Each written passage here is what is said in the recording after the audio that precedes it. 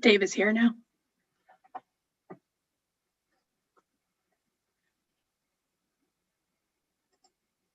Once Dave, hey Fox, once Dave gets settled in, we can start. Hazen can join us when he is able to. Yeah, let's do that. What is wrong with this thing?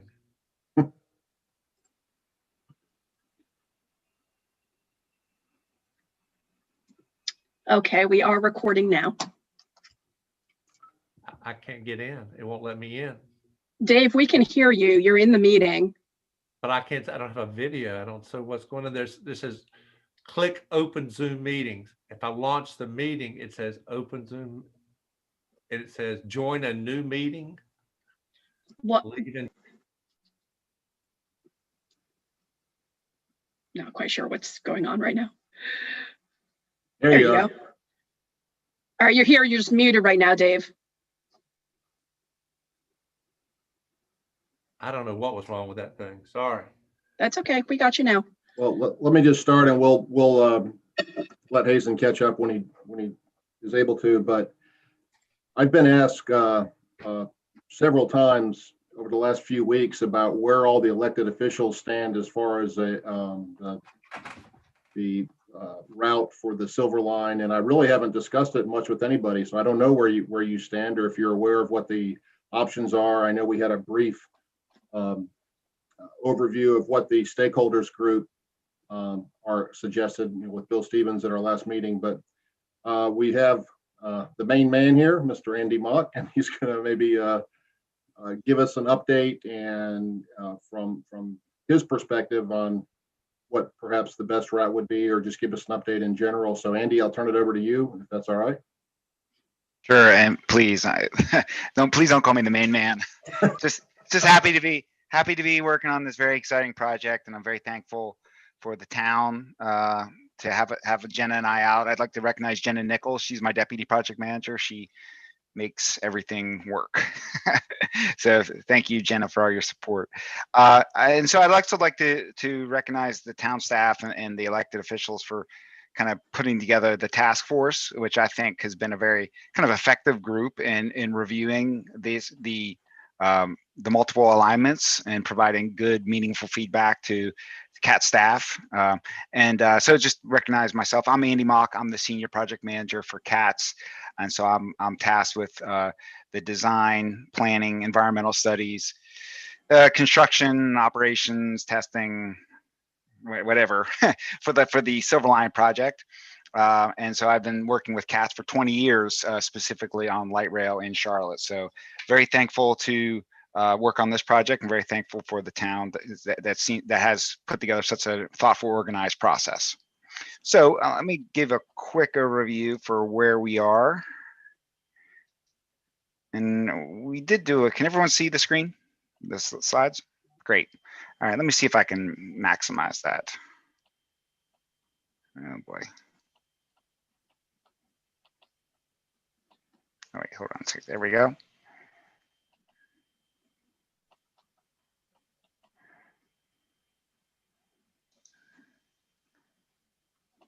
All right, here we go.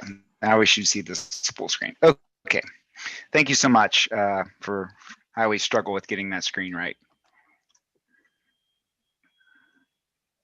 Okay, so just a little, before we get into the weeds, just a little history, how we got here. So all this emanated from in 1998, when we passed the half-cent sales tax to fund rapid transit in Charlotte, Mecklenburg County as part of the Metropolitan Transit Commission. That's when that body was formed. And that was the first shot at that was the 2025 Integrated Transit and Land Use Plan. That spurred the Blue Line and Blue Line extension, which I was thankful to be able to work on.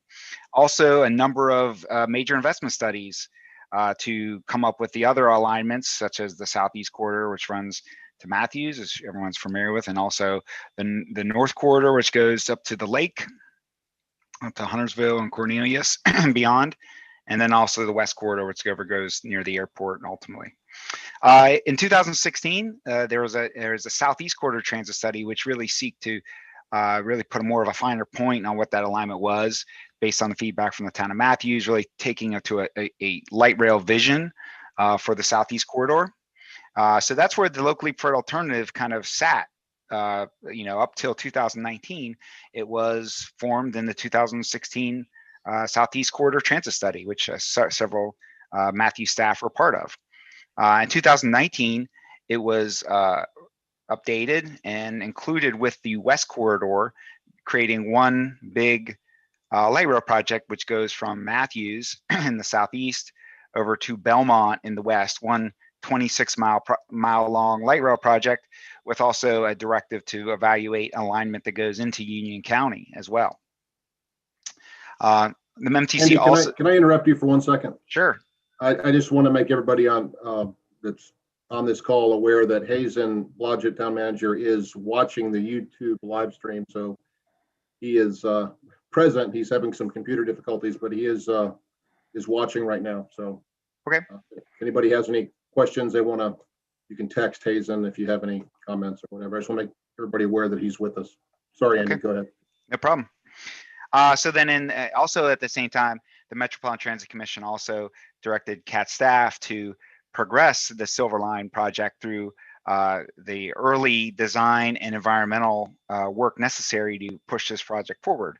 That work began in March of 2020 and has been progressing all spring and summer long through the pandemic and everything else going on in the world. And so that's where we are right now. And so just to remind everyone, the Silver Line is the alignment that goes from Belmont along Wilkinson Boulevard past the airport, around and through Center City, with stops and connections to Charlotte Gateway Station, the airport, and the Blue Line, then out Independence Boulevard.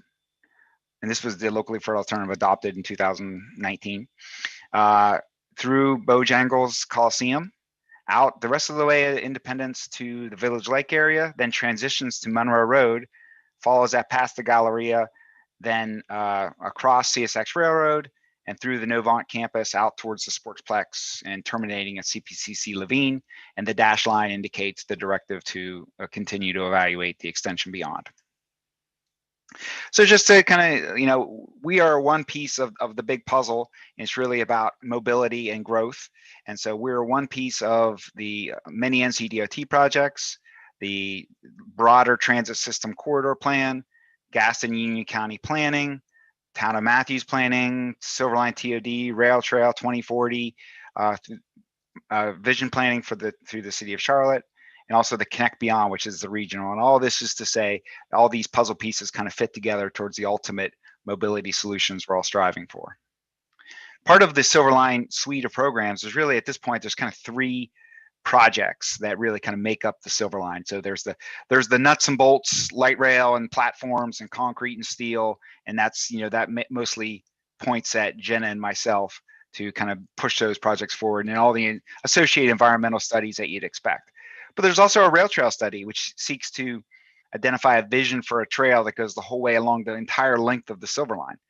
The rail trail on South End is immensely popular. People really love it. And so I think we're trying to take the posture of starting at day one, that the rail trail is included in some way into the Silver Line program. Whether it's all built by the Silver Line all in one swoop, maybe not. Maybe there's places where it makes sense to deviate and go other different ways for whatever reason. All that's kind of part of the current evaluation to figure out how can we get a rail trail along the entire length. And then there's also the TOD study. And so transit-oriented development is a very important part of light rail. It's really those kind of secondary benefits beyond the concrete and steel of the light rail design stuff, but it's more about land use planning and vision planning around the stations, and how can we leverage transit to create the best communities possible through improved mobility, encouraging development where appropriate, enhancing community character, and expanding opportunities for others. We have different folks who are in charge of that. Jason Lawrence, who a lot of people maybe are in the town are familiar with, he's in charge of the rail trail study, and John Howard is in charge of the TOD study. And all that kind of rolls into the kind of the broader Silver Line program. So where we are at the moment, we are at the very beginning parts we call the pre-project development phase. Project development is the FTA process, the beginning of the FTA environmental and funding process. We're not in that process yet. You have 2 years to complete the project development phase, or you get thrown back to start over. So a project of this nature, you have to do a lot of pre-work to really ensure that you're fully prepared to get out of project development. What that means is complete all your environmental studies, have your solid cost estimate, and that your 65% plans are really ready to go. So until we're ready to go into project development, we're going to keep studying until we ready to hit the clock and feel 100% comfortable we can complete that during that 2-year window. So I put this slide in, and it's a little simplistic, but I really feel like there's a lot of people who kind of misunderstand what we're doing at this early phase. This first phase of the work is really to confirm what project we really want to design. And the LPA as adopted was really a general corridor.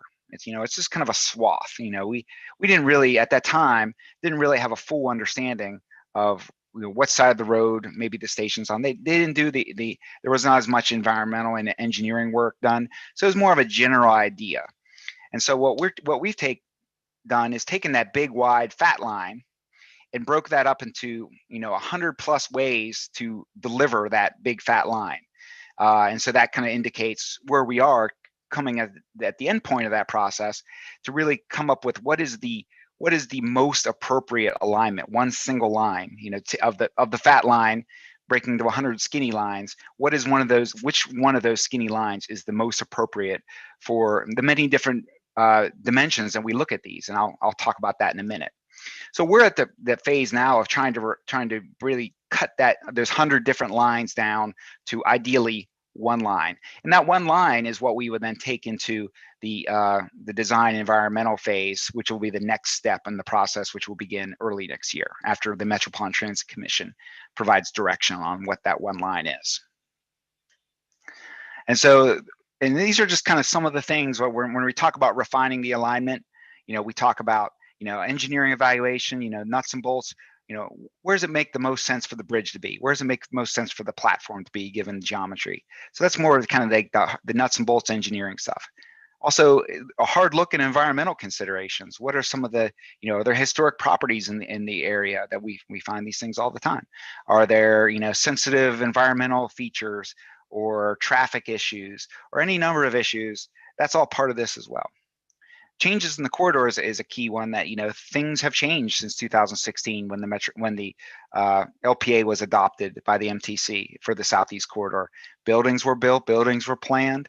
And so we really wanted to take a good look at the alignment of the LPA that was adopted just to make sure that there's nothing in the way. And there's things happen all the time. Buildings are built all the time that are in conflict, and we have to make adjustments or potentially make adjustments to reflect that.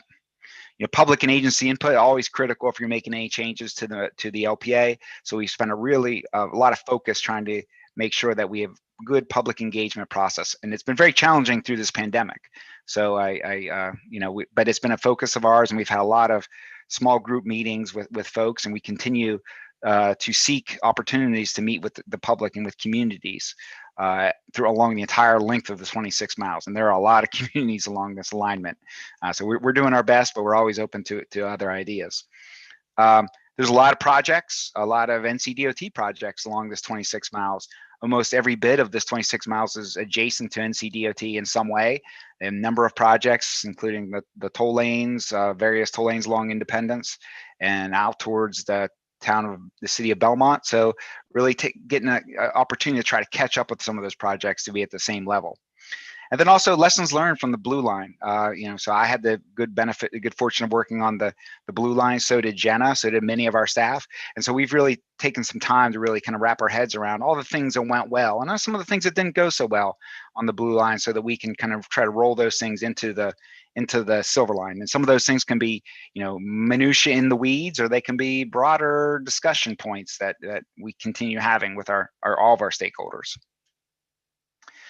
And I'm not going to get into the weeds, but this just kind of shows a lot of the environmental considerations and things that we're evaluating as we get into the environmental process, because we intend this project to be go through the federal funding process. So it'll have to go through a full environmental, robust environmental clearance process that we intend that to be an environmental impact statement. We'll kind of see as we get into this the screening process. We have entered and completed early scoping. That's the early opportunity for agencies to weigh in on the alignment and all these sort of things that our federal agencies and partners are looking at to ensure that if there are any impacts to the project, that they can be mitigated or accepted. I won't get into too much of the weeds on public engagement, but we did just wrap up our second round of public engagement. We had a really robust outreach opportunity. We had six meetings focused on each focus area. Matthews was in focus area 5, and so we had a webinar with virtual map and presentation, live Q&A, and all those videos of the live streams are on YouTube. So if anyone would like to see those, they're on the ridetransit.org website, and you could listen to the presentation and the comments as given. And I think focus area 5 is a good hour and 20 minute meeting. A lot of good comments, and we had a lot of outreach. 40,000 direct mailers were sent, trying to get some good outreach to folks. A lot of views of videos, a lot of media covered. So, all in all, given trying to conduct public engagement during a pandemic, I feel like we did a pretty good job of getting the word out. Just kind of shows some of the ways that we tried to stay engaged with our community. We did have a online open house, which is still up and available. If you'd like that information, we can provide that. That's a live map that shows all of our alignments and with pros and cons and other information such as videos and presentations. So that's maybe a good opportunity to get caught up on some things if you hadn't had an opportunity to take part in our meetings. And there's just some stats from that where we had over 4,000 live public media views. So it's been really successful. We've heard a lot of good feedback from people all over the country who may own property or just be interested in cats in the city of Charlotte. So we've had good feedback from all across the country about those video views. And as far as our live attendees, we had over 120 in focus area 5. That's this area. So a lot of good input and a lot of good attention in this area, and a lot of emails, letters, and all those sort of things. So when we talk about how we think about these alignments, it's kind of, how do you decide, right? How do you decide which way to go? One alignment versus another. It's very complicated, and so we spent an early part of our this first year coming up with a decision-making framework, and it's based on the idea of benefits and risks. So each one of these alignments, each has their own benefit and their own risk, and every alignment is as compared to the locally preferred alternative, because the locally preferred alternative is our governing body. It's our governing alignment. It's what has been directed by the MTC for us to follow.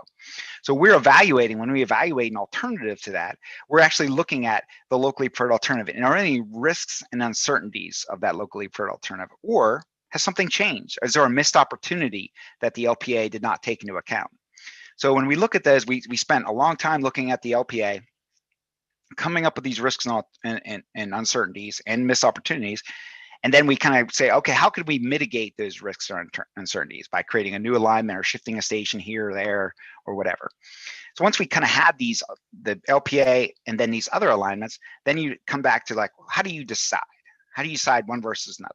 And that gets down to these benefits and risks. And this was a framework that we sent out through our steering team and through our project management team, and the town of Matthews staff provided input on this. But it's really about maximizing the benefits and minimizing the risks, because our posture is to move forward with a project that we can actually construct, operate, and maintain, but we want to achieve as much benefits as possible. So the 3 benefits, high level benefits that we identified, where we want a competitive and reliable travel time. So we want to be able to be as competitive as we can with the automobile. Now, we're not going to be able to do that all the time, but as much as we can, we want to make sure that the trains are reliable and run quickly. We want to promote equitable transit-oriented development. So we want those secondary benefits around our stations that are compliant with the community. So every community is different, every station is different. We're not saying every station has to be the same, but we want to make sure we foster that with our stations. And we want to improve access to destinations and local connectivity. So we want to make sure that people can get to our stations. If you do all this and no one can get to your stations, or your stations aren't close to the stuff that people want to get to, then it's kind of a waste of time. So access is one of the things, and actually that was in our surveys, has been one of the most, it seemed to be everyone kind of gravitated around that idea of access as being very, very important. Now we balance that with risks. So we want to make sure that if we're pushing alignment, we want to make sure we're not dependent or minimize the dependencies on other projects and third parties. So we don't want to be tied, that we don't want the future of the Silver Line to be tied to some other project that we have no control over that could drive the ultimate completion of the project. Capital and operating costs, that's always going to be something that we're going to be looking closely at. This project will need to compete against other projects. So capital costs, very important to make sure that we are competitive. And operating costs is also very important. It's one of those things where the operating costs sometimes are some of the most important things to really keep your eye on, because that's some of the things that's challenged every year in budget season. So probably folks in this group know all about that. And then environmental screening, as I said, this will be competing for federal funds, so it needs to make sure that we're very sensitive to any sensitive receptors or any environmental concerns, to ensure we mitigate those and can put forward a project that can complete the environmental hurdles. So to get into the score, before I go into the scorecard and get into details, I'll pause there. Does anyone have any questions about that, kind of all that background history stuff, before I go into the weeds? I've got a general question, Andy. Sure.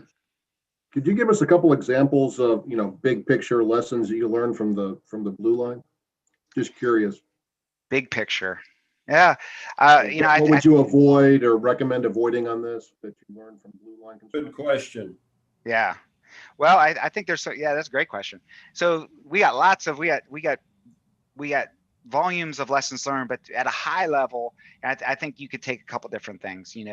I think, the Blue Line had a very complex relationship with the railroad, right? So we have a agreement with Norfolk Southern and North Carolina Railroad to build, operate the light rail adjacent to NS, and that was very complex, and that was a very time-consuming and expensive endeavor. So I'd say that one of the lessons learned, especially for folks who were part of those agreements and also part of the actual construction and adjacent to the light rail, and actually we had to rebuild some of Norfolk Southern's tracks. I think that was something that one lesson would be that, avoid those situations if you can. Now there's not always, if it's for the good of the project and good of the community, then it may be worth doing. So I'm not saying that it's not, but I'm not saying that we did the wrong thing either, because I think the Blue Line, the way it turned out, is fantastic, but it was very difficult, very expensive, and drove some of the schedule issues. So I think there's that. I mean, I think, maybe I'll turn over to Jenna and see if Jenna, do you have any lessons learned you think are germane to raise right now? Wow. Yeah, no, I definitely agree with the railroad lesson learned there. And just making sure that we work with the businesses in the community and provide the resources they need during construction. There's disruption regardless of where we end up. And so making sure we actually had a dedicated resource who worked with the business community and kept them up to date on what closures were occurring, and help them with their signage, their temporary and their permanent signage, make sure people could figure out how to get to their businesses. And so it was a very hands-on process. And I would say that was a positive lessons learned, that we would continue to do that same sort of thing regardless of the project moving forward. And we would probably do it at a larger scale too, just because the project itself is at a larger scale. I'll give it some thought too, to see if there's some other things that I can share at the end. Thank you. Those were good. I was just curious. Are there any other questions for Andy or Jenna before we move on? Mayor, the only thing I'd say about lessons learned is Pineville made a mistake when they nixed it going into their town. I mean, that's a 30-year mistake. For sure. Good point. Go ahead, Dave. I just wanted to, I mean, this may not be the time to be asking questions. I mean, this is just the initial, or we're going to have a question time later on that we're going to devote to what our concerns are. Yeah, we can do Q&A afterwards. Okay, that's what I wanted to do. I don't want to interrupt in your presentation, but I have questions. Okay, unless it's a question that makes sense to ask right now. I mean, if it's right on topic, then go ahead and ask it. Well, the two big concerns I've got are how the impact of the locations of where we're going to put these things is going to have on two big things. One is parking downtown, which is a big concern for me, and the impact it's going to have on existing businesses that already don't have enough parking. That's one big thing that I'm concerned about. And the other thing that I'm concerned about is what's it going to do as far as either driving traffic or either preventing traffic from going through town or increase traffic going through town. And I'm just sort of curious. I mean, we may have even gotten to the point where you can give us answers on those two big issues, but those are the two main things I'm looking at. So I just, okay. Well, I made a note here. So when you get to the scorecard, we can talk about that. I mean, to be honest, Councilmember Bland, I don't know that I'm going to be able to give you a hard answer on either of those. I think we can tell you some anecdotes from our experience on the Blue Line and keep talking. And some of these studies, and we'll do some studies that may help inform that information, but I don't think I'm going to be able to give you hard and fast numbers tonight. okay. I just wanted to throw that out there. Thank you. No problem. So the first decision as it relates to Matthews, and we'll go from west to east, is the LPA, which at this point goes along Matthews Street from the Sardis Road over towards the connection to downtown. There we go. Okay. So, yeah, the purple line. Yes, sir. So the purple line is the LPA, and the starting point for the LPA is, are folks familiar with the blue line near North Tryon Street, near UNC Charlotte, where the light rail is in the road, in the median, and we widen the road? That's kind of the idea here, is that we would then insert light rail into a median and then build the road around it. So then we have come along bridge over Sardis Road North, get back down to grade for a station at the Galleria, then come along Monroe Road, build a bridge out of Monroe Road, and then through this industrial area. I think it's called Industrial Road, Industrial Boulevard, whatever. And then we would then go over CSX, and the LPA then went over towards Sam Knoll. We looked at an alternative that went along CSX, because we thought there might be some operational benefits, might be able to run trains a little faster, or there are some operational issues with being in the road, right? Being in the road, vehicles, sometimes slow the train down if they jump the gates or do whatever. So there's, some concerns, being on Monroe Road has its own set of issues for us from an operational perspective. So we looked at an alternative over here on CSX to try to evaluate that, to see if there was any benefit to looking at that. So what you're seeing here, and I'll take a minute on this one just to kind of talk through what this is. So what you see here is what we call the scorecard. Now there's a lot of information behind this, and this is kind of a summary level just for conversations. There's metrics behind this, so please understand that. But this is kind of how we look at each one of these cards, looking at the benefits and risks that we were talking about, that I presented earlier. So the first one is about risks. And we start with risks because one of our high level goals is to put forward a project that as much as possible meets the 2030 vision. So we don't want to be, we want to make sure that we have a project that we can implement. So it's just really is kind of a simple, and the check marks mean that it's better than the alternative. The LPA, or the center of Monroe, is on the left column. Oops, go back, sorry. And the CSX is on the right column. And then there's a brief summary of kind of why we did what we did. If it shows equal, it's about a wash, you know, not a differentiating type of a decision from our perspective. The risks are over here, the high level risks. And then underneath those risks, we have what we call risk objectives, which are just a little more fine grained underneath that risk umbrella, whatever that one particular issue we're talking about. So just to go down, and I'll just kind of walk through how we, you know, the kind of the logic here. So the first risk we identify is we want to minimize dependencies on other projects and third parties. So in that case, we chose that the LPA along the center of Monroe Road was superior to that of CSX. And so, and we're not saying that the LPA has no dependency, because it does. It certainly does. It's an NCDOT road. They will have a say in how it is designed. However, we feel like based on it, we have a great relationship. We feel like we have experience working with NCDOT, and we feel like it's more likely that won't become a big hangup.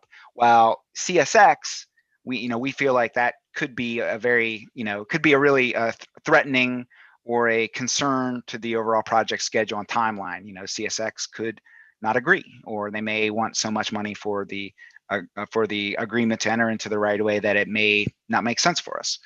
So in this case, we've decided that the LPA has the least risk based on that logic. The second risk area is about minimizing capital and operating costs. And this is about advancing a timely and cost-effective project, a high-level goal for us. In this case, we believe, there's a caveat here. We feel like the CSX is a lower cost option because you don't have to rebuild the road.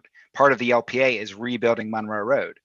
You may see that as a benefit because the town gets upgraded infrastructure in this area. You get a new road and new sidewalks and all that stuff. That's good. But it has a high capital cost for us. However, the big unknown there is what CSX would want for the lease or for the arrangement. And so while we acknowledge the LPA is more costly, in the end, we think that the dependency on CSX will affect the timeliness, could affect the timeliness of it, and could equal out the cost. And it's just kind of an unknown. And so we feel like that was not a differentiating issue. The next issue is about design elements. We didn't really feel like we fit, those were not really distinguishing, so not a decision maker. On minimizing negative environmental impacts, we felt like the LPA is superior on that one because CSX has more impacts on the park back in McAlpine Creek and water resources. As far as minimizing disruption to residents and businesses, in that case, the CSX is superior because it's back along the railroad right away. It doesn't require the reconstruction of all the driveways, all the impacts that will be with paving or rebuilding a road and a widening. I mean, you'll have that on the LPA. And so that's the CSX option kind of wears it best on that one. And so in this case, we said, and also another risk is we want to achieve broad public and stakeholder support for our design decisions. In this case, we didn't really get too much of from our surveys, we didn't see one really being that superior to the other. However, the Mass Use Task Force seems to be in favor unanimously of this. So that's a data point of the LPA. Another thing to note here is that we kind of have in each one of these decision points, we have what we call a preliminary decision driver, a primary decision driver. Sometimes it's just one thing that's going to drive it. One thing's going to drive the decision. And there's no equation, this doesn't all pump out some equation that says your answer is this or that. So it's just one thing that kind of drives it. In this case, we're calling that minimizing dependency risk as the driver for this decision. In that case, we're saying that the primary decision driver is risks and based on dependencies, and therefore we're calling the LPA to be the superior option from a risk perspective. So now we go to benefits. So in this case, and just for timeliness, I'm only going to focus on the ones where there's a check mark. So there's a differentiating topic. If you have any questions about the ones where we call it equal, happy to circle back. But from the benefits perspective, the first benefit is about achieving reliable transit travel time. In that case, the CSX is superior because there's no crossings along the CSX. So the light rail won't have to slow down for trucks or vehicles that might run through the gates or whatever. So we think that's more reliable for the CSX. As far as maximizing access to jobs and community resources, the LPA certainly provides greater access to everything around Galleria, and it's just more walkable and accessible than the CSX station, which is really down kind of in a very low spot next to Sardis Road, next to the railroad, kind of hard to access with today's environment. As far as advancing desired corridor plans, we feel like this is more conducive to the Matthews vision for light rail along Monroe Road. Facilitating safe and direct access. Again, we think the LPA is superior there because of the Galleria is at grade, and that grade station easier for folks to access. But what we really call it is the primary decision driver on this one is really about the development opportunities around the stations, around Monroe Road, and the potential redevelopment of areas around Monroe Road. So in that case, we identified the LPA to be the differentiating and superior alignment, that basically, and because there's really limited opportunity along the CSX railroad. So in that case, and this is kind of our decision tree. I apologize for the engineeriness of it, but it kind of what the logic of this is basically, ideally, in the best case scenario, the least risk option is also the most benefit. If that's true, if all those things are true, then we have an easier recommendation. So we feel like that all flows. If that's not true, then it takes you down here, and then it gets down to like, well, are the risks acceptable to achieve those potential benefits? Now, in this case, we don't need to go down that path because the least risk and the most benefit are the same. So based on that, our preliminary recommendation is for LPA Monroe Road. There's some notes on here. Just a note is that more coordination is needed with NCDOT and the town of Matthews to reduce that cross-section width. I mean, that's something that we're just all going to have to stay focused on to ensure that the cross-section and the design of the road meets everyone's expectations moving forward. So that's going to be ongoing meetings with the state, ongoing meetings with the town and CATS and everyone else, just to continue focusing on that. We also note that the Board of Commissioners continues to evaluate these and there will be more public feedback. However, we do note it was supported by Matthews Task Force unanimously. So based on what we know right now, we're feeling pretty good about the LPA on Monroe Road for this design decision. Any comments or questions about that? Okay. Oh, wait, I have a question. Sorry, it took me a while to get to mute or to unmute, but the Matthews Task Force unanimous decision, did they note any red flags on their end? I mean, sometimes you make a vote, but you support it with. I'd defer to Dana. If I didn't recall any, but I don't know, Dana, do you recall any? I can pull up the actual minutes. So when they did the minutes, I believe there was comments on each of the motions. I don't believe there was much discussion on Monroe at the time of the minutes, but I will pull that up and verify. I know during the Silver Line Task Force meetings, there was lots of questions. We did have, the Silver Line Task Force did have 10 meetings. And so there was lots of questions about, CSX, would that be more efficient? Would we, lose, sort of travel time reliability if we went on Monroe corridor? There were questions about, would there be more parking opportunities if it was on CSX versus on Monroe? I mean, I think they touched on transit-oriented design, wanting to understand impacts which corridor would provide more opportunities for transit-oriented design. So that was talked through thoroughly.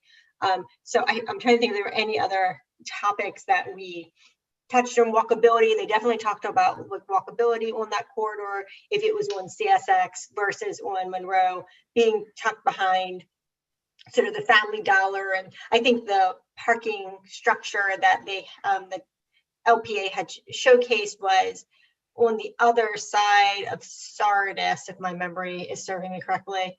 So it was on the Charlotte side of Sardis. So it would sort of be tucked behind where the Goodwill is back in that sort of quadrant. And so how walkable is that for our, all the apartment dwellers on Monroe Road? So, there was lots and lots of discussion around this particular corridor, but at the end of the day, I think by the time they got to decision making, there was sort of very little discussion, just because I think everyone was like, oh, within the task force group, they all felt that pretty confidently that Monroe would be the better choice. And I think they agreed with Andy in terms of that CSX being such a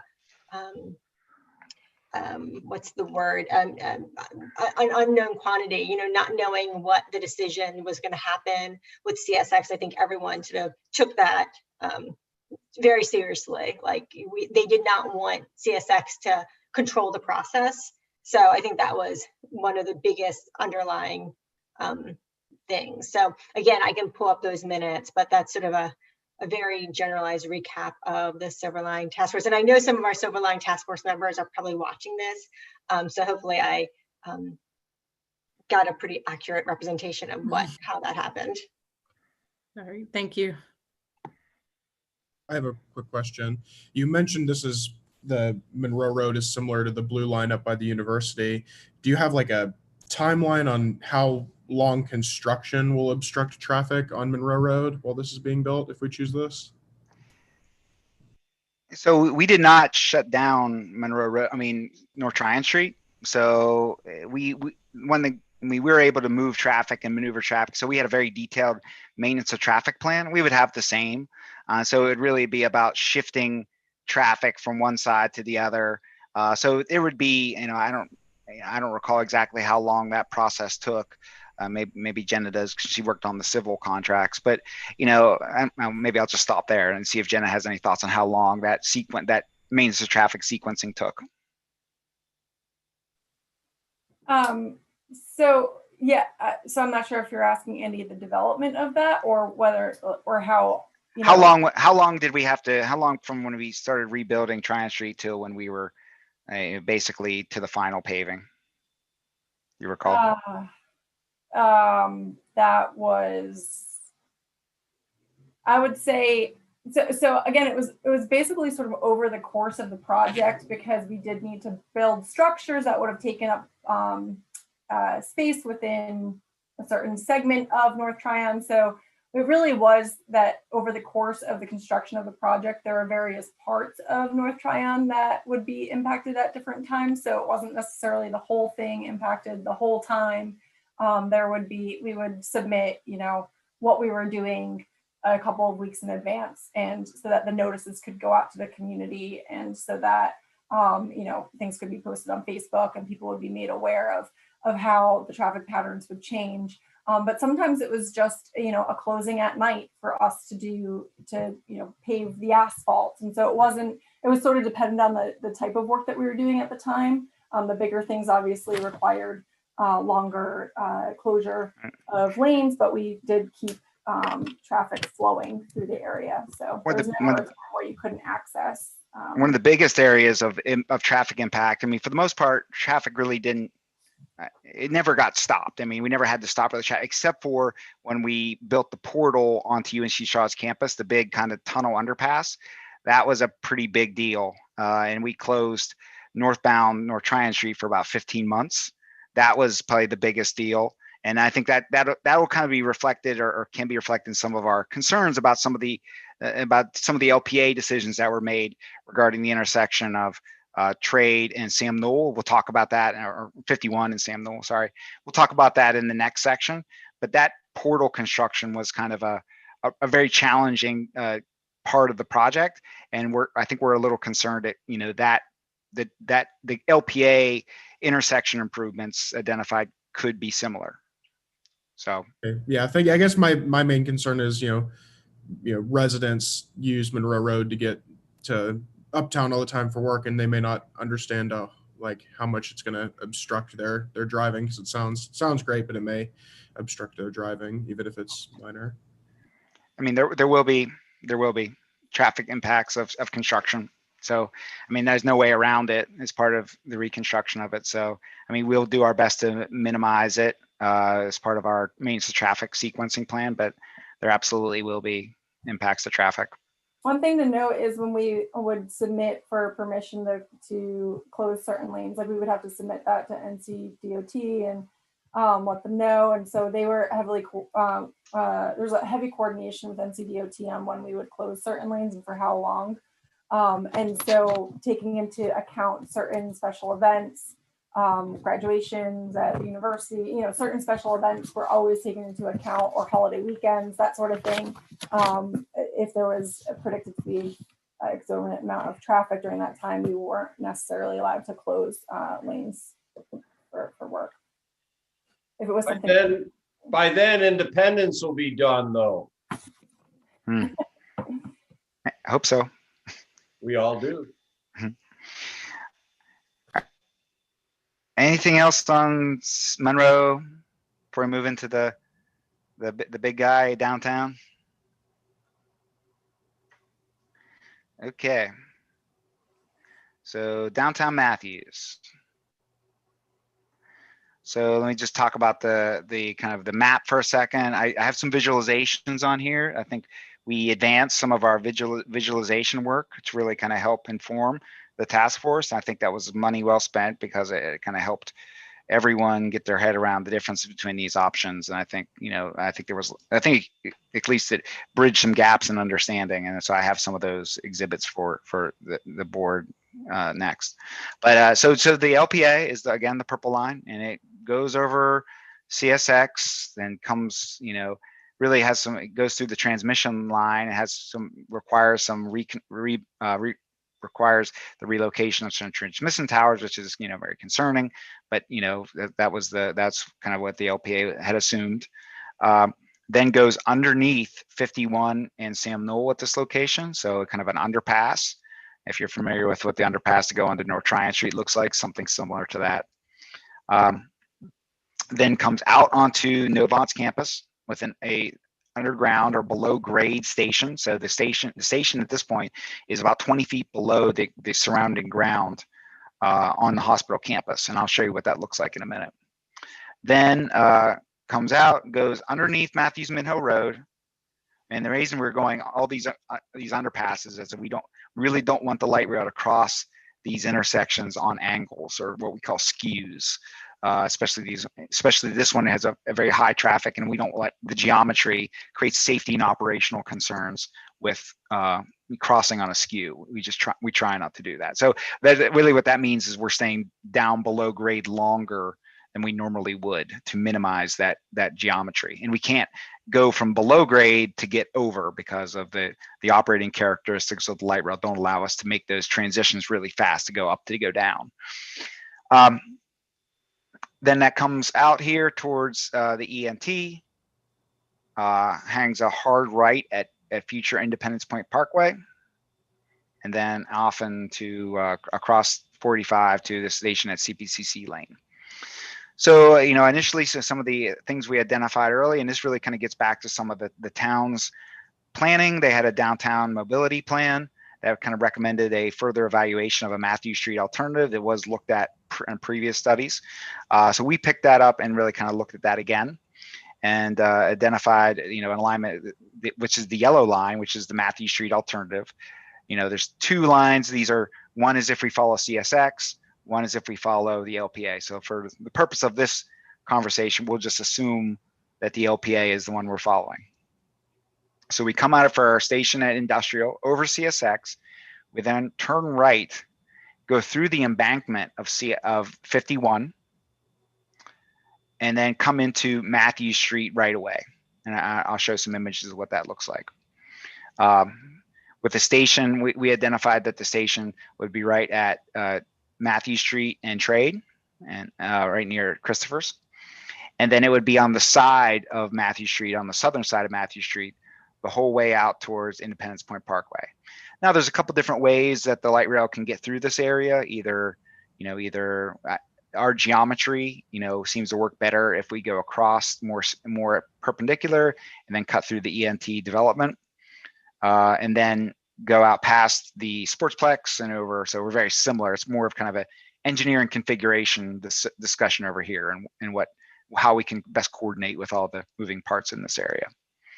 So with that, let me kind of get into some of the exhibits. So I'm going to start with modified LPA. And so when I say modified LPA, the LPA was, in conflict with some of the Novant campuses planning. And so based on our coordination with Novant, they requested that we basically shift the alignment further away from them, a little further away. So it's similar to the LPA, it's just modified. So modified LPA is language we use. So this is basically looking toward Novant Hospital over Matthews Minho Road. So this is Andrew Caroline, or the future Andrew Caroline Road, and then wherever that ties into here. And so the key things to take away here is that the light rail station is below grade with a large retaining wall holding back the parking lot and all the earth. And then it stays below grade until it goes under Matthews Minho Road. And that would require the reconstruction of all that, and also the reconstruction of 51 and Trade Street for it to go below grade, stay down with the station here to serve the hospital. Just a different angle. This is kind of looking from Trade Street. So here's Trade Street right here.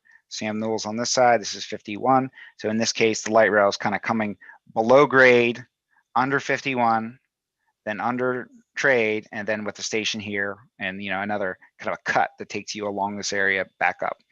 This is kind of what I was saying was slightly concerning, is this construction could be very intense and intensive. It may require a long-term closure of this intersection, which I think would be concerning to everyone, including the town, CATS, and NCDOT. So that there's a risk and a concern there that there could be a protracted closure with that construction. We don't know that. Oh yeah.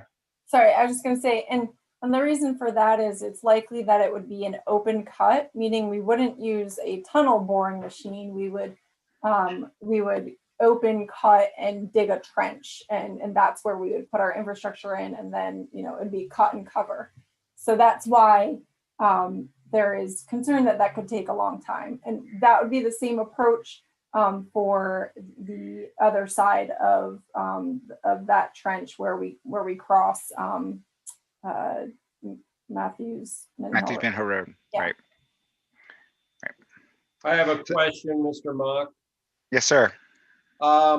I made a joke earlier about Independence will be done by then, but are we somewhat guaranteed that Independence will be complete and an expressway, interstate, whatever word you choose, before this digging will begin? I can't say, I can't guarantee anything about what NCDOT will do or won't do in this area. So I can't say that. I know that NCDOT is evaluating the best way to deliver their many projects. And so I don't know the answer to that question. Maybe Dana or CJ has some.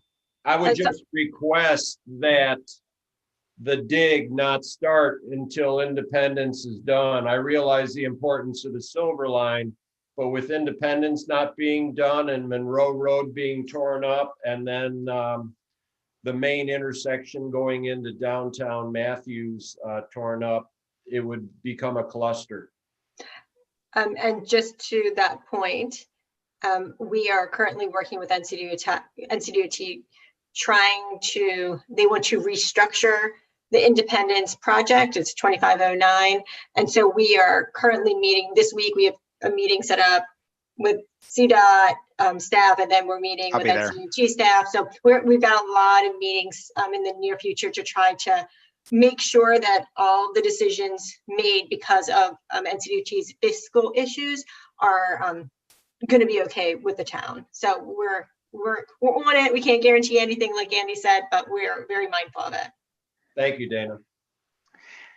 So this image, I think, really helped the task force kind of get their heads around the station and the below grade. Now, we're not saying that these ramps you see along Andrew Caroline, this is future Andrew Caroline, we just kind of plugged in some ramps to see what this could look like. This could be any number of configurations, but I think the punchline is that the station is low and harder to access and kind of less visible. So that will be reflected in the scorecard when we kind of get to that point.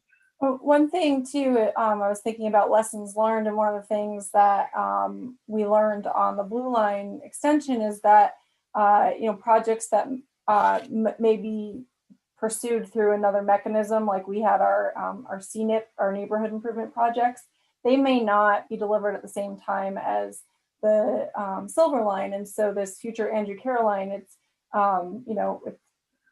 we're not sure who builds that, and so that is something to consider too. It very well could be part of the project, but it's likely that it's not. It'd be hard to sort of justify that road. So there's some uncertainty and risk there too with the future Andrew Carroll line that's shown in this picture.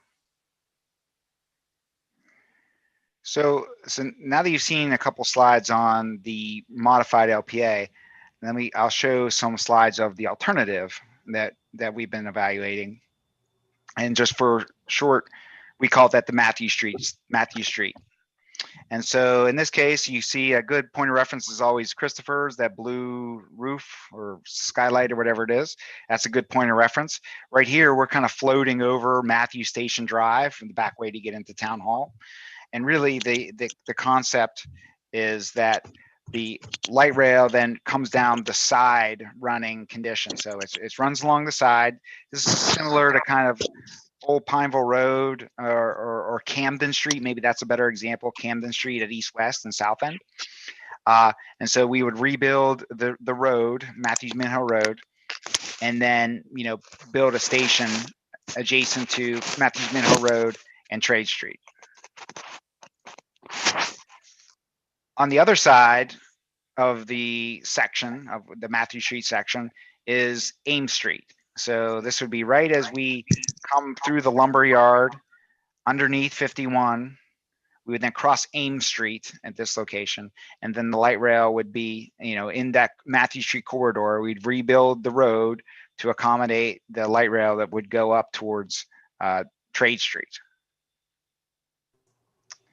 And this is just kind of a zoomed in version of what that station could look like, directly up against Christopher's with a platform in this location. And it kind of shows the configuration of the intersection with the the lanes going this way and that way and a crossing. So before I go to scorecard, does everyone kind of have their head around the two options that we're presenting? Anybody questions about those? Okay. So onto the scorecard, same concept, same format as CSX versus Monroe. And I'd like to say that this is the same format for every decision on the Silver Line. So we have, 16 different decision zones and, many different municipalities, and every decision is a little bit different. So just for consistency, all this kind of looks the same for us. So from a risk perspective, to minimizing dependencies on other projects and third parties, we feel like Matthew Street is the lower risk option, primarily because of the massive construction that may be required at Trade and 51, as well as additional coordination with Novant Hospital. Even though we're on the edge of campus, there'll still be a lot of coordination required with the hospital and as well as with NCDOT on that big underpass, and as well as in the underpass out at 51 and at Matthews Mint Hill Road. And that's not to say that there won't be coordination required with Matthew Street. There certainly will. We'll be rebuilding the street for the whole section between Ames and Independence Point Parkway. But we feel like that's more of a widening and a reconstruction project and less of a kind of a tunneling project. So the scale and magnitude of Matthew Street is much less.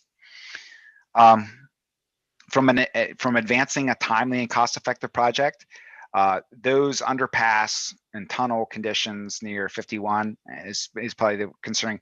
Is really really could affect the overall delivery of the project. A lot of risk and uncertainty for how we would actually do those, as well as very, very much more expensive than the Matthew Street alignment. So from a cost perspective and from a schedule risk perspective, Matthew Street is a superior option. For as far as design, minimizing design elements that increase operating costs and conflicts. We feel like that, the tunnel creates a whole nother realm of operating costs for us, and it will be, harder and more difficult for us to maintain a long cut section and a couple tunnels. So that's just, and while the Matthew Street alternative is really, it's almost 100% at grade. So it's, way more straightforward to operate and maintain from our perspective.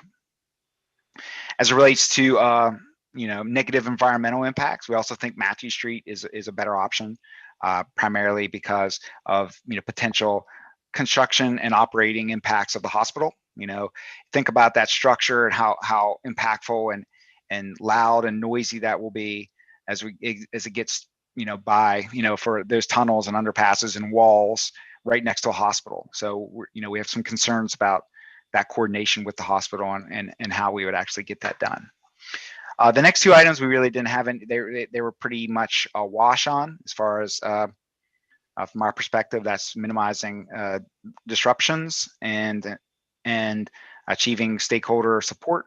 We feel like disruptions. There certainly will be disruptions with both options.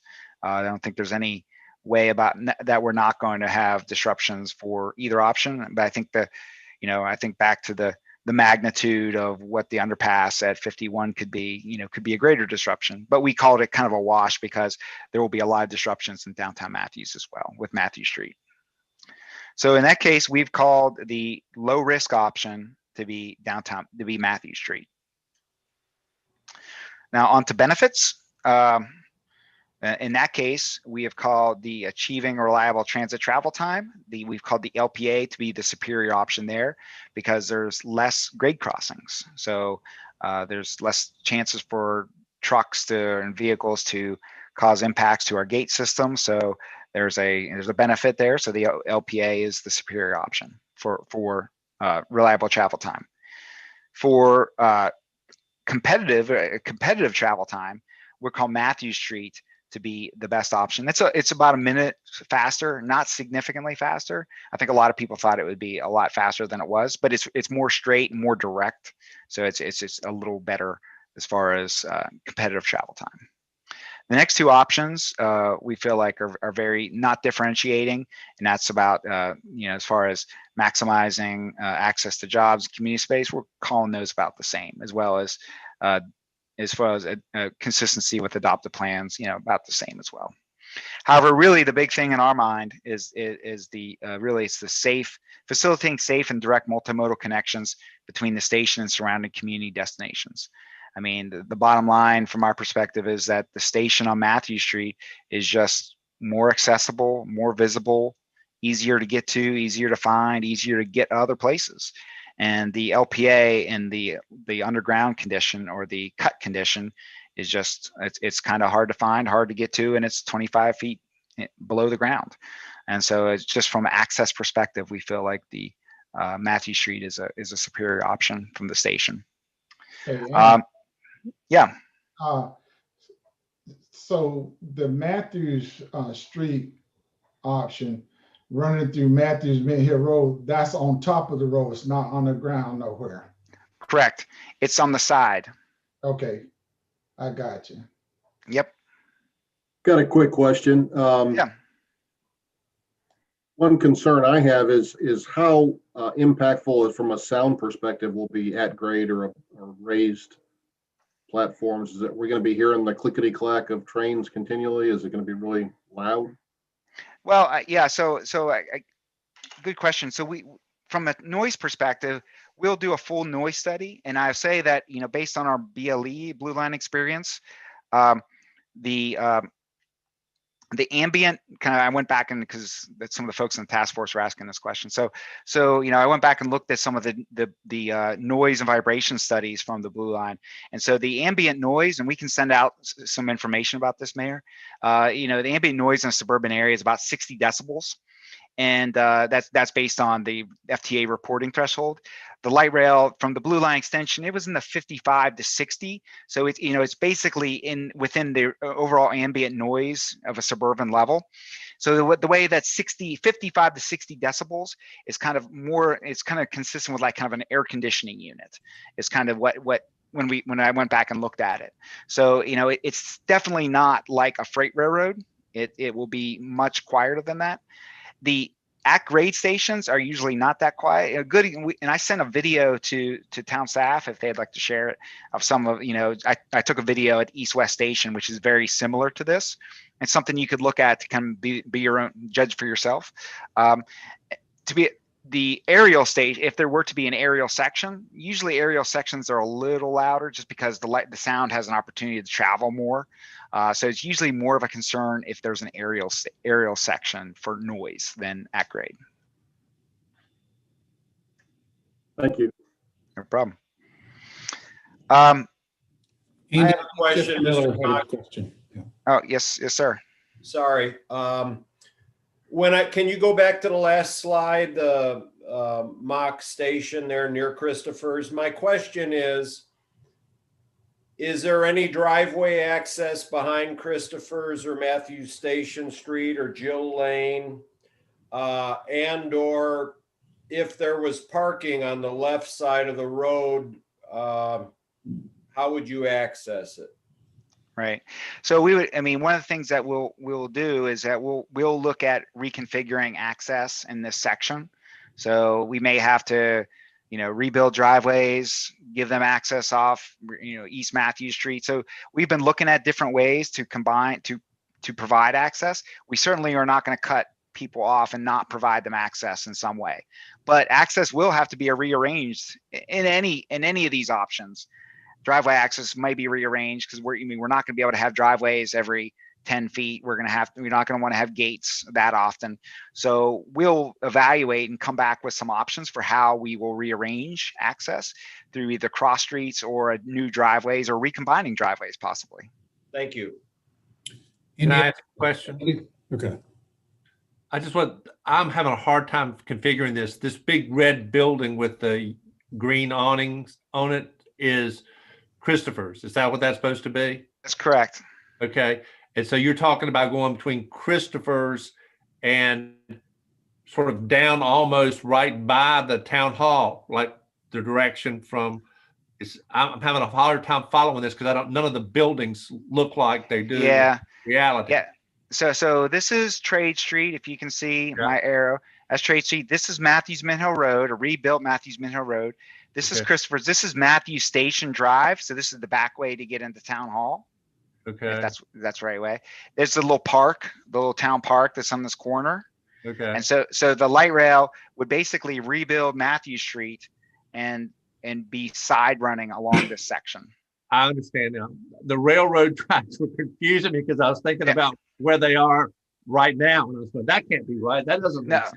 I got you. Yeah, thank you for clarifying that. Andy, this is Hazen real quick. So yes, sir. I guess one thing to remember for the board, we're not gonna ask y'all to make a decision until February or March. So just realize the pressure is not on for y'all to absorb everything and make a decision. Just know this is going to be a slow, methodical process. And the other thing I wanted to mention is I think parking is going to be a concern, but we do have a mobility plan study with parking in it. So at some points from a staff perspective, we may need to bring that component back up. So just I guess let that stuff marinate.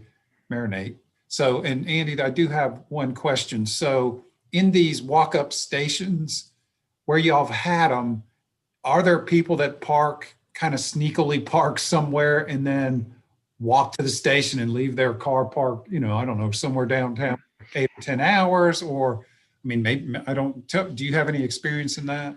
With that? Yeah, so I do have some experience in this concern, and I've heard it through the task force. And so I guess I've had the good benefit of working on these projects since 2000 with the Blue Line and Blue Line extension. And so when we first built the Blue Line in South End, is a kind of bunch of walk-up stations, very kind of urban, right next to Center City. And there was a lot of concern about this very issue. And that really hasn't transpired. Now, will I say that no one has ever done it? Certainly people have done it, but really it's really a question of, does it really affect the overall parking counts that you have? And so the concerns were really high in South End, but basically it never really materialized into a problem for the South End vendors. Similar concerns in NODA in North Charlotte at 36th Street, when same basic concern that, you know, that people were going to come in from Plaza Midwood and park and take up the on-street parking and ride the light rail all day.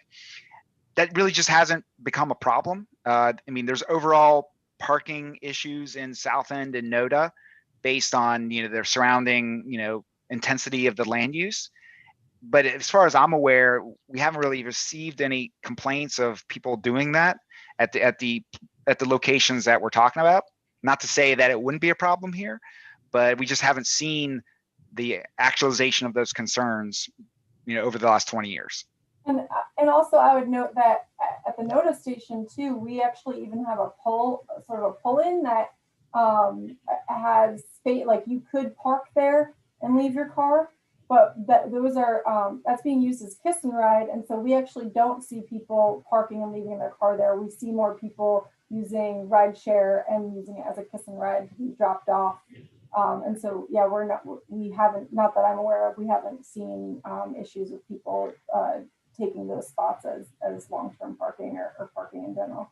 And one of the keys is, I mean, I think a lot of people like our parking lots and our garages because they're very secure, they're monitored, they're well lit, they have cameras, they have you know, police officers walking around.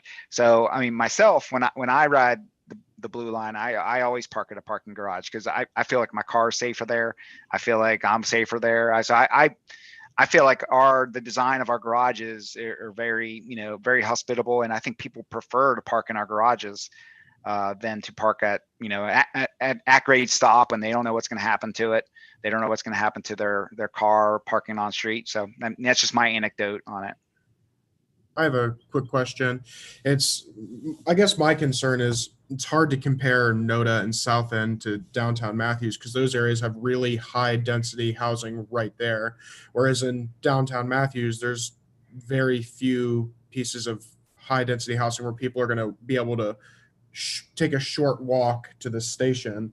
You know, our development is a lot further away. So it kind of gives me pause as to where, you know, people are going to be having to walk a significant time to get here so that's why I think the parking will be a lot different than NODA and South End. We just don't have that high density right there, right on it. Right. Yeah, that's good observation. I mean, we would certainly have parking at some of our adjacent stations. So, I mean, maybe there's an issue of policing or monitoring of existing parking stock. You know, it's maybe education for customers to actually inform them that we have free parking with a monitor garage, well lit, and all those things. So I think there's ways that you can kind of work through these issues. Jenna, did you have anything to add to that? Yeah, so I was just going to say, I live in Plaza, and when I want to use the light rail and I need to drive, say it's raining or something, and I'm not actually in walking distance to the light rail, but I will drive beyond where the 36th Street station is and go to Sugar Creek, just so I can park my car there and then take the train to 36th Street. We see that happening a lot, and Andy referenced that too, because a lot of people do want to go to NODA or South End as a destination who might not necessarily live right there. So with those parking policies and some enforcement, and like, I'm afraid that I'd get a boot on my car if I didn't park at one of the free parking decks. And so it really is sort of a two-pronged approach with providing convenient and well lit and safe parking deck that has sufficient parking at a location that's easy to drive to, and then taking the train to the destination, a walk-up station like a downtown station. And so you might find that there actually ends up being less traffic driving through or to your downtown because they can just drive to the stations, you know, right outside the downtown and then take it into your downtown. Is there a plan with this station here to have a parking deck here? At the moment, there is not. I think that's a conversation with the town. I mean, I guess we feel like for the purpose of the light rail that, you know, we think that downtown Matthews will be enough of a generator for us to, and a destination for us to stand on its own for the light rail's perspective. But I mean, I think we would be open to, continue talking with the town if they feel like there's some other need or desire. I think that's a conversation that we can continue having. Andy, where do you plan on installing some parking decks along this Section 5 corridor? Right. So we would have a parking at, we would anticipate having parking at Galleria. We anticipate having parking, hopefully, ideally at CPCC. The challenge with CPCC is really hard to get there. It's kind of out of the way, but there's space. So initially we would think maybe there. If we can make it the whole way into Union County, the Stallings Road station, which right near Scott Clark Toyota, if you're familiar with that area, is really well set up for a park and ride. Then we would have them, coming up Independence Boulevard at Conference and Idlewild, and so we'd have them up and down on either side of it. But doesn't Galleria and CPCC already have acres and acres of parking available due to the Walmart and the community college? Yeah, I mean, but normally we would want to have our own parking so we could control it and monitor it. I mean, if there was an advantageous situation where we could, have some sort of arrangement with Walmart or something. In the past, those really just don't seem to work out.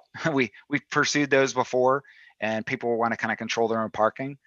So, I would anticipate that we would probably build our own parking in our own garage, because we would want to be situated right next to the station. So that transfer between the vehicle and the platform and the light rail is as seamless as possible, because we're really competing against the automobile, and we want to make sure that it's easy for people to park their vehicle safely and then get on the train and go wherever they're going. Agree. Thank you. I have another question. I know in previous conversations with the board, we've talked about wanting to maybe have a parking deck in downtown Matthews. Some people have feelings about that. What's the opportunity for this downtown station to have like a mutual parking station where, it's used by the town, but also used by links? Like maybe kind of do maybe I'm grasping at straws, but maybe do like some sort of deal where, we can have a parking lot for both functions, or parking deck. I mean, we would. Great question. I think we got to kind of study that. I worry about mass, like how big does that have to be? But because before this light rail came up, we did talk about, Andy, long-term, some kind of structured parking in downtown. But, what we would fund, to be blunt about it, I wouldn't want it filled up with cats riders. I want it filled up with people that are patronizing the businesses. But is there some kind of middle ground? I don't know. It's a great question. I mean, I think we would be open to having keep having those conversations. I mean, so I think whatever the town feels like the best thing to do, they should do. I think one thing about a parking garage is it brings cars. So if you build parking, cars will come to it. So I think the downside of building and this is kind of what the NODA, and I take your point, Councilmember McCool.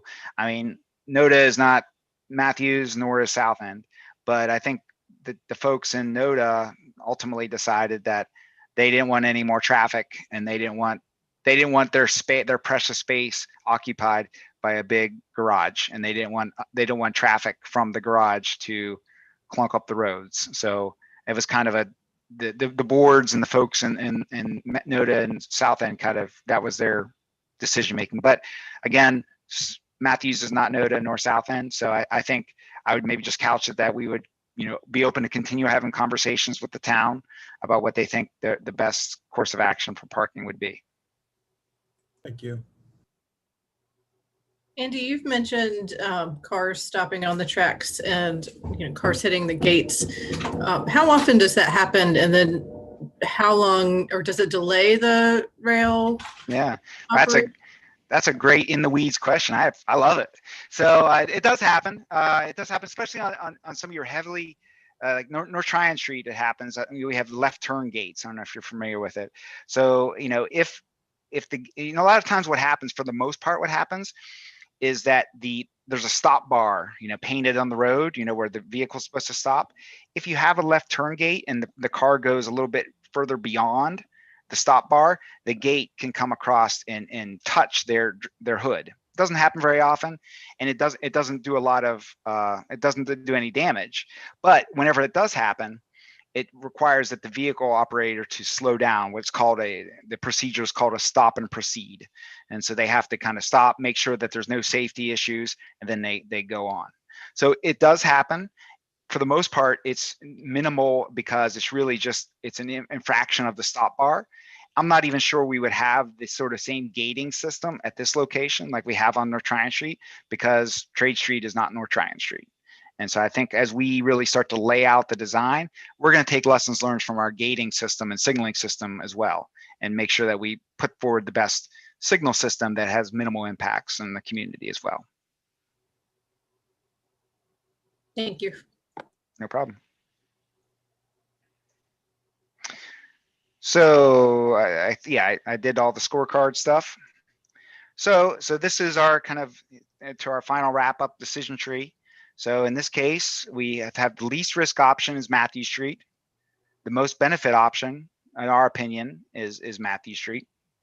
Those two things are the same. So our recommendation to our steering team would be Matthew Street. However, all that's to say, we totally recognize that the Matthews board continues to evaluate the alternatives, and we'll want to see the public feedback. And so I agree with Hazen's point. We're not angling for any sort of fast decision. We want to make sure that the public has an opportunity to review this and provide some good feedback. Now, I will say that our preliminary, our second round of public feedback, we had a pretty strong, response to the Matthew Street. It was very positive. It was limited as far as the survey returns, but it was overwhelmingly pro Matthew Street. So that's a data point, but it was not, it was a limited amount of people commented, but it was very positive on Matthew Street. And also the Matthews Task Force supports it. I believe it was 9-3, Dana. Is that right? I believe it was 8-4. 8-4. Okay, 8-4. 8-4. Not unanimous, but well supported. A lot of great dialogue, a lot of good perspectives coming out of the task force. So, and all of them valid. Andy, I've got a question. And again, I'm sorry if I'm interrupting you. You can push this to the end if you want, but no. My biggest concern echoes what Commissioner Bland said at the top of your presentation, and that's traffic. And one of the emails I saw from some of the task force members going back and forth was we expect to be close to 300 trips per day with the rail cars going back and forth. And my concern is what is that going to do to traffic? Because traffic by a large margin is the number one thing that people in Matthews are concerned about. And would this just so clutter up our downtown with cars coming every few minutes that traffic is just at a standstill? And really, I don't know, it's probably not, I don't know if it's possible or not, but I would really love to see a traffic impact analysis done before this board endorses one or the other. I know you've got a lot of experience on the blue line, and maybe you could add to some of that, but that's my concern. If we endorse this and say, yeah, let's do Matthew Street, and then there's just so many cars coming through and gates coming up and down that just shut their downtown down, that would be terrible. Right. So yeah, great observation. And we heard that feedback loud and clear through the Matthews Task Force as well. Let me give you a couple qualitative comments. And also just to say, we do plan to do a full traffic analysis at this time. Well, we do plan to do a full traffic analysis. The challenge is that the timing of that as it relates to everything else in the contract isn't 100% aligned. Maybe I'll circle back to that at the end. But so it's qualitatively a couple things, and we did some case studies in trying to address this through the task force, short of a quantitative analysis that was basically requested. Is that so if you were to go and look at any one of our gates, our gate downtime is somewhere around 45 seconds on average. So it's not like CSX. It's not like we're coming through with a freight train for 5 minutes. It's 45-second gate downtime in general. Sometimes it can be more, but that's the way as a general comment about that. we're also tied into we also will be tied into the signal system. So today, if you were to go out there and look, there's already a signal system. There's already a red light signal there. And so we will tie into that and we will coordinate with that. So while there is, and I think the number is actually somewhere around 220 potential trips a day. But with 45 seconds down, per time, that will really be tied into the signal system. So we anticipate that to be largely to mitigate those traffic concerns. That's not to say that there won't be any traffic delays or impacts, because it's very well likely that there could. What the magnitude of those, I think that the challenge is figuring out the magnitude of what that is. Likely most of the day, not a problem. The areas like during the peak hour, and peak hour for us is 4 to 6 in the evening and 7 to 4 when we increase our headway, meaning that we run more frequent trains up every 10 minutes in one direction. So in that case, there is an impact that there is an opportunity, there's a chance that traffic could be somewhat delayed. However, so when we looked at a case study, to try to answer the question, we looked at some case studies, and the closest one we could find was at the east-west intersection, and it's kind of similarly configured to this area, and it goes basically from east-west to South Boulevard. So we talked to the CDOT traffic engineers, and we were asking, okay, how often does this fail? How often do people back up the whole way across South Boulevard? So he's an engineer, so he wouldn't give me any absolutes, but his comment was that it's not often. It doesn't happen. Every once in a while something can happen. It's similarly configured to like Trade Street backing up to Matthews Station, which is not far, not as far as CSX. Matthews Station on the Trade Street side. So I guess qualitatively, we feel like there is, from our opinion is that we feel like that the traffic impacts are not that great, or the potential for traffic impacts that really choked up downtown Matthews are not that great, and there's opportunities to mitigate them. Not to say that there won't be any traffic delays, because there certainly will be and could be given certain situations, but you already have a signal there, and so we feel like we're going to be able to coordinate our signal system with the traffic signal system so that we can mitigate those as much as possible. So, however, well, go ahead, Jenny. What do you want to add to that? Yeah, no. So I wanted to just, when Andy's saying that it will tie into the signal system, so the train will be because the tracks are parallel to Matthews Street. Some of that time, that 45 seconds, will be absorbed in the green light through phase for Matthews Street. So say you're sitting on Matthews Street, you get a green light to go, I don't know, east, I guess, or north, I'm not sure. I can't picture in my head which the direction is, but past Christopher's, the train will be going at the same time, right? So some of that green light phase will eat up some of that 45 seconds. So it will not feel like 45 seconds in which no car is doing anything. Cars can move along Matthews Street. They just wouldn't be able to turn across the tracks during that time. So Andy keeps saying it could be absorbed into the signal system, and that's what he means. It would be if there was no signal system out there, if you had full free movement on Trade Street, then all the delay would be owned by the light rail. But in this case, because you already have a signal system which introduces a red signal, light rail will just, for most of the time, will be absorbed. The light rail signal will be absorbed in the ambient traffic signal.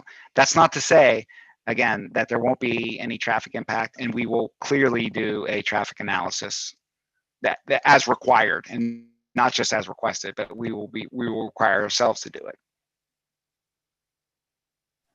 And there may be also ways to improve the signal system and the coordination that's there right now, and get some more efficiency out of that signalized intersection as well. And that would be part of, as we get further into design, there's other ways to maximize that intersection to reduce delay. Do you know when the traffic study will be done approximately? Yeah, I think there's something we'd like to talk with town staff a little bit about. I think under normal conditions, it would be later. And maybe there's a way we can push some of that up. I think anything you can do to better inform the elected body, give us some confidence that we're not shutting the town down, that would be helpful. We do not want to do that. We do not want to do that. But we also don't want the study during COVID. Correct? Ideally, the traffic, yeah, that's one of the challenges, is that we have to do additional traffic counts. Now, whether the traffic counts would be substantially different in Matthews, I don't know. I think I said this, and I don't know that traffic has degraded in downtown Matthews, or maybe it has. Maybe town staff can tell me that, but in my town, it certainly doesn't feel like it's been degraded. We can also use factors to, one of the things that the traffic engineers do too is they take a look at it, and they were comparing it to, because I was asking about this previously, we had other areas that we were thinking about traffic for, and they said there's various ways to sort of deal with that, to bring it up to what is more typical, and look at historic levels, and sort of there's factors that you can apply that they would look in the general area too. So I think there's ways to deal with that, but yeah, it's obviously a challenging time too to do the traffic counts. Thank you. And what were the concerns about the 4 who were not in favor of Matthews Street? I mean, Dana can articulate better than I can, but traffic was one. Certainly was one. There was, I think, impacts of construction in downtown. I heard that as well. So those impacts along Matthews Street. I'll just note that both options will have impacts on Matthews Street as far as construction. So, I mean, Dana, did you have anything to add to that? I do think there was also kind of a general kind of comment or concern of change, and that the light rail might cause more change in Matthews than was desired by some members. But I don't, that's a good recap. I think that folks were concerned about the small town feel. They felt that the alignment would get better efficiency if it was on the Novant campus. So I think those two things were, important to the folks that disagreed with it. There was Jim Johnson made mention of, there was initially a bridge design, and he was interested in understanding why that bridge design was taken away and going underneath. Tunneling being the preference, I guess the outcome of the LPA in 2016. Again, and I didn't mean to call Jim Johnson out by name, but like there was, and I have a list, obviously the minutes are public, but I think there was a variety of things, but reliability, accessibility, the way the town feels, those are the things, the general that folks were concerned about having the alignment downtown Matthews. On the flip side, the 8 people who voted on it, or at least, I will talk about, Bill Stevens, and I think he mentioned this during his presentation too last week. He got to take, there was 5 folks who took the Blue Line tour that Andy so kindly set up for the task force members. And I think a lot of those folks understood after taking the Blue Line tour, like how development happens around stations. They were able to see it in a different way. And I think that's why those members like Bill Stevens and Natasha and some of the other folks who took the tour were like more comfortable with it not degrading the character of downtown Matthews. So I think that's sort of where I saw the 2 different sides. And again, I'm happy to email out, if you want, Mayor, I can email out the minutes of the meeting, and each person's name is listed and what their thoughts were. So, because I did call out a couple folks, but, I don't want to read through the minutes and give everyone's thoughts on this. Thank you.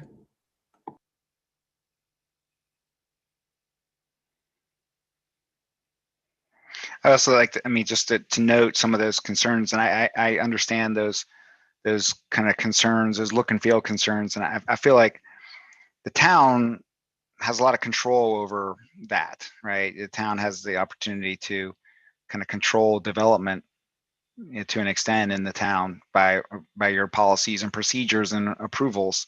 So I feel like there's mechanisms that can be put in place or are in place, which may be able to mitigate against some of those concerns of change in town.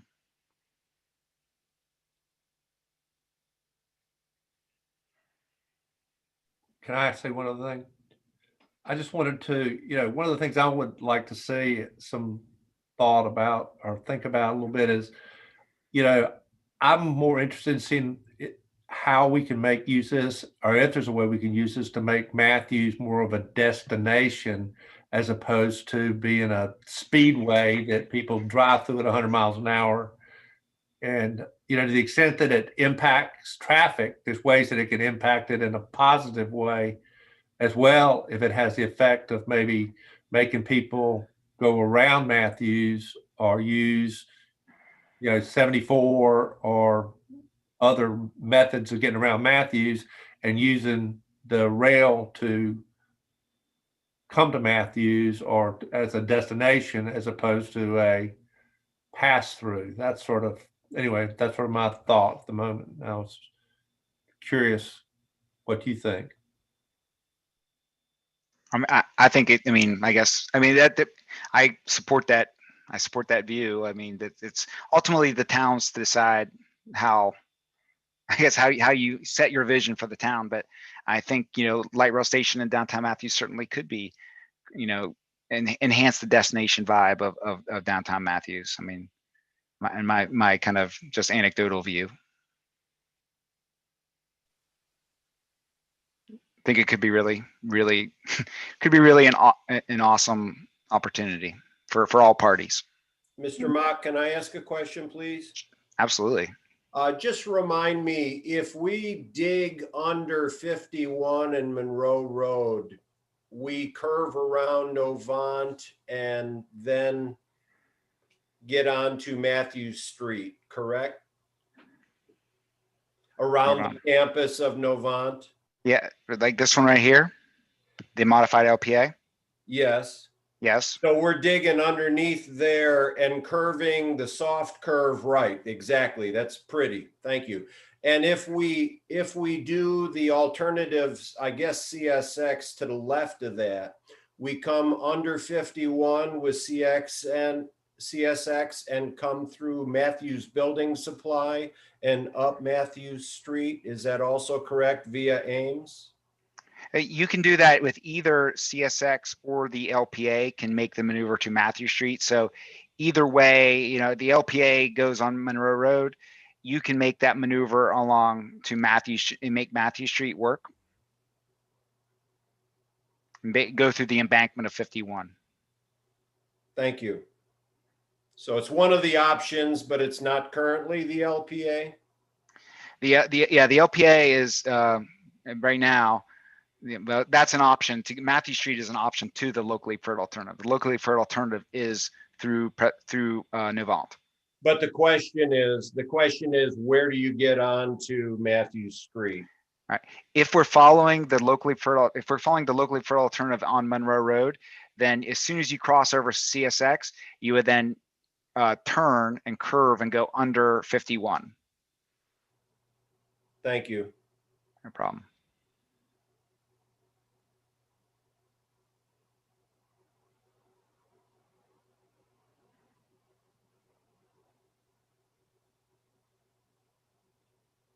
So where we're going from here, we have a number of internal stakeholder leadership meetings. We have a steering team which provides direction to us and tells us kind of how we should be doing.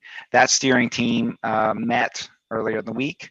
Town of Matthews has representation on that, and we presented the scorecards for both downtown Matthews and Monroe Road at steering team, and it was well received. So we're feeling pretty good about our own internal governance on this. But ultimately, it has to go to the public, and so the public, a third round of public meetings is scheduled for late January, in which we would then present the alternative to the public, and then we receive feedback on that. Then we would go to the Metropolitan Transit Commission in February for information, and March for action. And so we would be looking, we would want to be able to present the findings of the public engagement for round 3 back to the board after the after the third round of public meetings. So you would have the benefit of that information before you render your final kind of opinion or recommendation, which we would want to have to go back to our Metropolitan Transit Commission in February and March. Andy, can you go back and tell us what refresh my memory, what the key driver was, or whatever terminology you were using, the primary decision driver? Yeah, for Matthew Street? Yes. Okay, for the benefits, it's access, and it's really about the pedestrian friendly and accessible nature of the station. It's visible, it's accessible, you know, it's right there. Everyone can see it, and people feel more comfortable at stations that are at grade and open, and people, you know, in general, you know, there's lots of underground stations all over the place. I'm not saying they don't work, but I think people in our experience, people feel comfortable in the kind of open air stations. It's also a quicker connection too. If you don't have to do that vertical connection, Yeah. in your mind, it's easier. Easier to get to downtown, easier to get to all the vendors and restaurateurs and everyone else. So the access is really premium. And on the risks, it was cost, is that right? Yes, cost and schedule risk. I have a question. Mm-hmm. Have you considered a station at Ames Street, which is also at grade? I guess that's not the local preferred alternative, is it, right now? Well, I mean, that's not the LPA, but we have, I mean, on the tour, we did a walk. Dana was gracious enough to organize a walk with the members of the task force, and it was suggested to potentially evaluate a station at Ames Street. So it was discussed, but I don't, you know, we don't have any sort of formal direction on that. I think some challenges and something just to kind of keep in mind when you think about a station. So if you can kind of see from Ames Street going up to Trade Street, there's an incline. That incline is about 3.5% grade. Our platforms need to be on flat, straight track. So it would be unlikely, it would be very difficult for us to get a station in this section. Further down, closer to 51, there might be more flexibility. We're also trying to we're trying to limit the impacts. So, you know, the more we have to change grades and cut and fill and all those sort of things, the more likely to be greater impacts on these buildings in this area. So we're kind of hemmed in along from Ames to Trade on Matthew Street. But on the other side of Ames Street, and assuming whatever the future of the lumberyard is, if that were to be, and if there were to be an opportunity there and there could be additional grading and cutting or filling, then that might work okay. Thank you. Another thing to note is we do need more space when we're locating a station too. So we need it flat, straight, and we need a little bit wider area. And yeah, so for the platforms. Yeah, for the platform. So, and the connection to the platform. So that's something else that we're looking for when we're locating it. No, I mentioned to Hazen that I think it'd be a good idea for the elected officials to make that same walk. I wanted to go when you did the walk earlier, but I was out of town. I think it would be good for all the elected officials. And if I don't know, Andy, if you're available or somebody from your Jenna, but even if we just do it with Dana to do kind of the same walk, so we get a feel of. I'd be happy to. I think there's nothing like actually seeing it in the field and then allowing us to kind of show you some of our constraints and some of the things that we're thinking about when we're laying out a station, because it might not be apparent why you just can't put a station here or there, but we're always kind of playing those games with track geometry and platforms, and I think we can help facilitate that conversation. That'd be great. I think that'd be really helpful. It would be, yes. I'm happy to help set that up. See, Danny, you can't get rid of me. I would not want to take that walk without you. I don't, you know, I know enough just to be dangerous. Dana's been trying to get rid of me since July. She can't do it. No, I think June or May. Yeah, that's right. That's right. Well, we really appreciate all the work you did with the stakeholder group. I know that wasn't an easy task, and it's a difficult decision, really. It is. It's a long-term 50, 100-year decision that we're. This is a 100-year decision, and it needs to be made judiciously and thoughtfully. So I appreciate the process, to be honest, because I think the more thought and debate there is, the more likely the decision sticks. And as I've said before, is that, you know, projects as big and complicated as this can be severely damaged by late changes. When people change their minds, change their opinion, it could kill projects. It can really damage projects. And I think the more debate and focus you can put on earlier, the better off we all will be.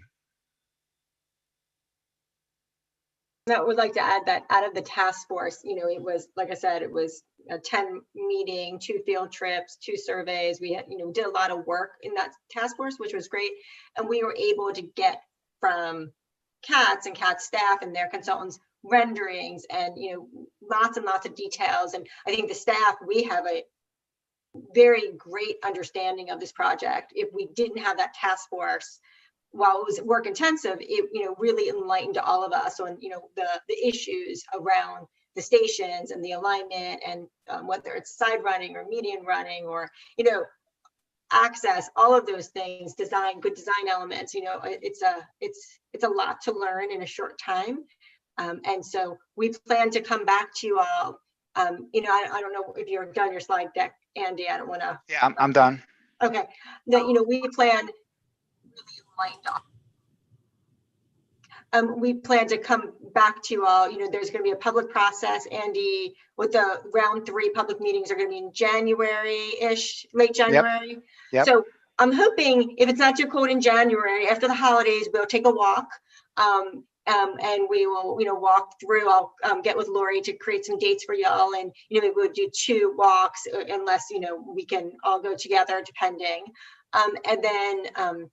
And then we'll have a follow-up meeting after the public input, so that everyone in that 3rd round of public engagement, you all will hear what the public has to say. And then, you know, I'm hopeful that in early March timeframe, late February, early March, you know, we could do a series of these meetings so that you all get all of your answers, your questions answered. Because if there's anything like the task force, you guys are gonna have lots of questions. And I think, you know, we wanna make sure, staff wants to make sure that all of those questions are answered. And I want Andy and Jenna to know that the elected officials deliberately kind of stayed at arm's length away from the stakeholder group to not overly influence them with you know, what we thought, and we're no more well informed than anyone else. And so I wanted us to kind of stay out of that process to some extent. Yeah. Let them render a decision, and then we discuss it as a group. So Sounds good. So are we doing something next week, Dana, or was this? I forget our schedule. No, we are not doing anything next week, just because we've extended everything into the February timeframe. So you are off the hook for for December. What's next meeting? November 23rd or next Monday. So we will not. Okay. I apologize if I didn't delete that from your calendars. That's no problem. Thank you. I get to have dinner with my children. That'd be great.